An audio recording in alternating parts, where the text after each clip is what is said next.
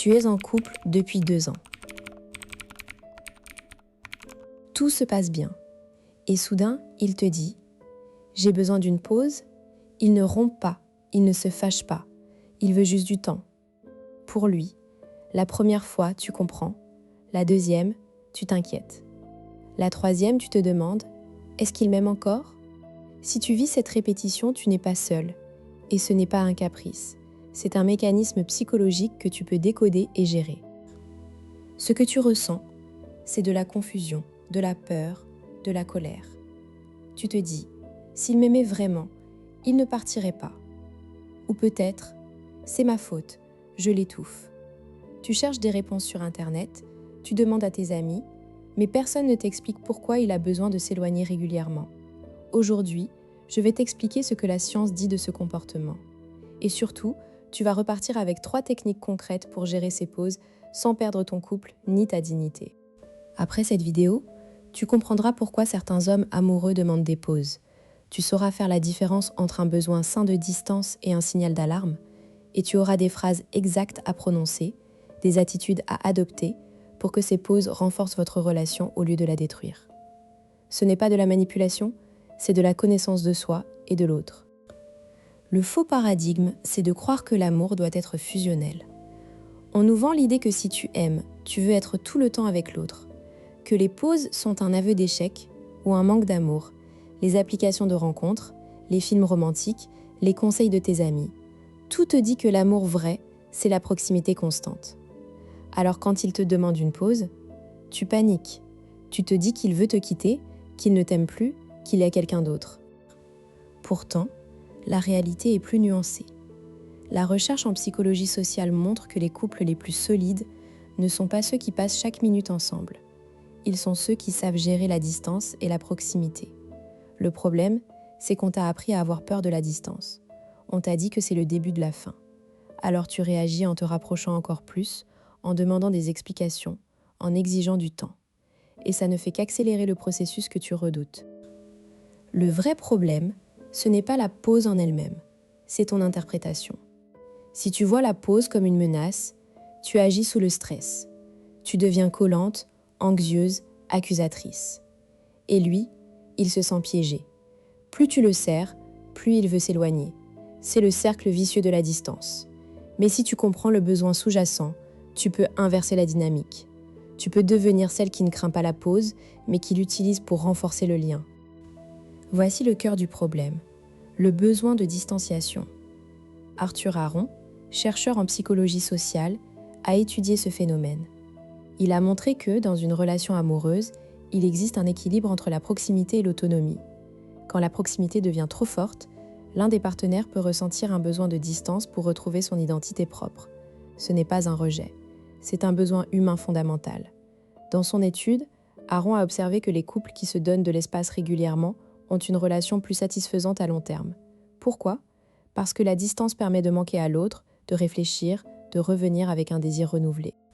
Le mécanisme caché, c'est que ton partenaire, même s'il t'aime profondément, a parfois besoin de se retrouver lui-même. Surtout si vous êtes très proches, il peut se sentir submergé par le couple, par tes attentes, par le quotidien. La pause n'est pas un désamour, c'est un besoin d'oxygène.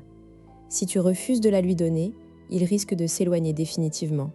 Si tu la lui accordes avec confiance, il reviendra plus proche. Prenons un exemple concret. Je vis avec Julien, 37 ans, musicien de jazz. Nous sommes ensemble depuis 3 ans. Tout va bien, sauf que tous les 2 ou 3 mois, Julien me dit « J'ai besoin d'une semaine tout seul. Je vais chez un pote à la campagne. » Au début, j'étais paniquée. Je pensais qu'il voulait me quitter. Je lui demandais des comptes. Je lui envoyais des textos tous les jours. Une fois, je suis même allée le voir sans prévenir. Il était froid, distant, et ça a créé une énorme dispute. Puis, j'ai compris. Grâce à des lectures, j'ai réalisé que Julien avait un besoin d'autonomie très fort. Il n'était pas moins amoureux, il était juste submergé par la vie à 2. Il avait besoin de jouer de sa trompette sans se soucier de l'heure, de voir ses amis sans avoir à me prévenir, de dormir seul sans entendre ma respiration. La semaine suivante, quand il est revenu, il était plus affectueux, plus présent. Il m'a dit « Je t'aime, mais j'ai besoin de ces moments pour être bien avec toi. » Alors j'ai changé d'attitude. La fois d'après, quand il m'a annoncé sa pause, j'ai souri. J'ai dit « D'accord, passe une bonne semaine. Moi, je vais en profiter pour peindre. » Il a été surpris. Il s'attendait à une scène. Je ne l'ai pas appelé. Je ne lui ai pas envoyé de message. J'ai fait ma vie. Quand il est revenu, il était fou de moi. Il m'a dit qu'il m'aimait plus que jamais. Aujourd'hui, on a un accord. Il prend ses pauses. Moi, je prends les miennes. Et notre relation est plus forte. Comment tu peux appliquer cela dans ta vie ? D'abord, repère les signes. Si ton partenaire demande une pause sans raison apparente, ne panique pas. Pose-toi ces questions. Est-ce qu'il est très indépendant ? Est-ce qu'il a des hobbies qu'il pratique seul ? Est-ce que vous passez beaucoup de temps ensemble ? Si oui, il a probablement besoin de distance, pas de rupture. Ensuite, observe son comportement après la pause.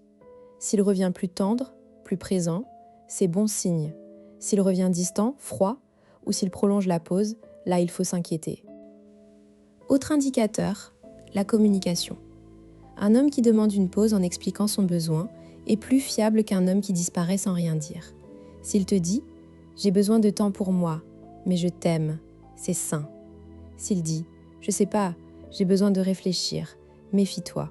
Le premier a un besoin d'autonomie, le second esquive un problème de couple. Qu'est-ce qui change quand tu comprends cela ? Tu arrêtes de vivre chaque pause comme une menace. Tu gagnes en sérénité. Tu ne te sens plus rejeté. Tu vois la pause comme un outil pour renforcer votre lien. Et surtout, tu deviens une personne confiante, qui n'a pas peur de la distance. Ça attire le respect. Ton partenaire se sent libre, donc il t'aime plus. Les conflits diminuent. Vous apprenez à doser la proximité et la distance comme un couple d'experts. À long terme, les couples qui intègrent cette danse sont plus solides. Ils ne s'étouffent pas, ils se manquent. Chaque retrouvaille est un renouveau. Si tu ne comprends pas le besoin de distanciation, tu risques de tout gâcher par peur. Tu le colles, tu le questionnes, tu lui fais des scènes. Et ça le pousse vraiment à partir. Devine quoi ? C'est ce qu'on appelle la prophétie autoréalisatrice. Passons à 3 techniques concrètes. Technique 1, l'accord préalable. Avant la prochaine pause, propose un cadre. Dis-lui « Je comprends que tu aies besoin de temps seul. Moi aussi parfois.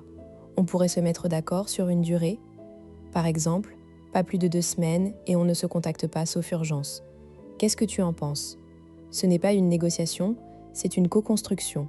Vous fixez des règles claires. Ça rassure les deux. Lui sait qu'il a un espace défini, toi tu sais quand il revient. Exemple, Sophie et Julien ont décidé que les pauses durent maximum 7 jours, sans appel, et qu'ils se retrouvent avec un dîner romantique au retour. Technique 2, la redirection positive. Au lieu de te focaliser sur son absence, profite d'elle. Choisis une activité que tu fais seule et qui te fait kiffer. Peinture, sport, lecture, voir des amis. Le but, ne pas l'attendre passivement. Quand il revient, tu as des choses à raconter, tu es radieuse. Ça lui montre que tu as une vie en dehors de lui, et ça le fait monter en désir. Exemple, Sophie s'est mise à la peinture pendant les absences de Julien. Maintenant, elle a des toiles partout dans l'appartement, et Julien adore son énergie créative. Technique 3, le retour valorisé. À son retour, ne fais pas l'accusatrice. Ne dis pas « Tu m'as manqué, pourquoi tu es partie ?» Dis plutôt « Content de te revoir. J'ai bien profité de mon côté. Raconte-moi ta semaine. » Tu le valorises, tu lui montres que sa pause a été positive.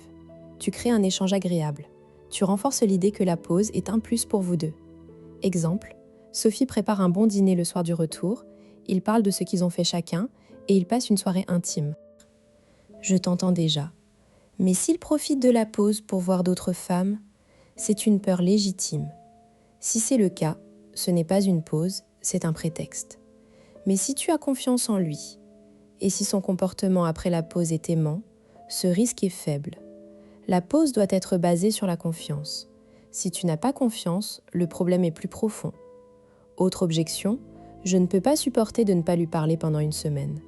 C'est une addiction émotionnelle. La technique 2 t'aidera. Tu dois apprendre à être bien seul. C'est une compétence.